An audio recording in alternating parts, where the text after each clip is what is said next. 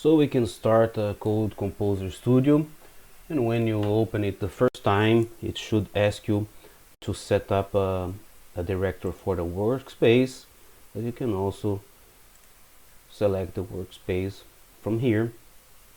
So what we need to do now is go to View, CCS App Center, and then you need to find here the C5500 compiler.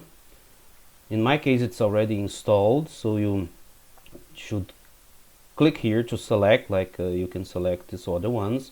Once you select, you can go and install software. So after that, probably you need to restart Code Composer Studio and maybe restart your computer, but you need to make sure that you have the C5500 compiler installed.